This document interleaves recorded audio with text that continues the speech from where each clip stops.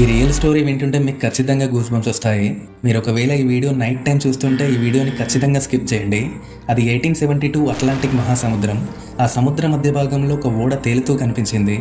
దాని పేరు మేరీ సెలిస్తా. దూరంగా వెళుతున్న మరొక ఓడ సిబ్బంది దానిలోకి ఎంటర్ అవ్వాలనుకున్నారు. భయంగానే దానిలోకి ఎంటర్ అయ్యారు. కానీ దానిలోకి ఎంటర్ అయ్యాక అక్కడున్న వాతావరణాన్ని చూసి వాళ్ళకి గూస్ బంప్స్ వచ్చాయి. ఎందుకంటే అక్కడ వేడిగా ఉన్న భోజనం టేబుల్ మీద అలాగే ఉంది. వాటర్ బాటిల్లో నీళ్లు అలాగే ఉన్నాయి. కానీ అక్కడ ఒళ్ళు గొగురు పుట్టించే విషయం ఏంటంటే అసలు ఆ ఓడలో ఎవరూ లేరు. కెప్టెన్ భార్య, పసిపాప, దానిలో ఉన్న ఇంకా 10 మంది సిబ్బంది ఒక్కరు కూడా కనిపించడం లేదు. ఆ పర్సుల్లో డబ్బు ఎలాగుందో అలానే ఉంది. వాటర్ బాటిల్లో నీళ్లు, దానిలో ఉన్న సరుకులు కూడా ఎలాగున్నాయో అలానే ఉన్నాయి. ఆ ఓడకి కూడా ఎలాంటి డ్యామేజ్ కూడా కాలేదు. కానీ ఒక లైఫ్ బోట్ మాత్రం మిస్ అయింది.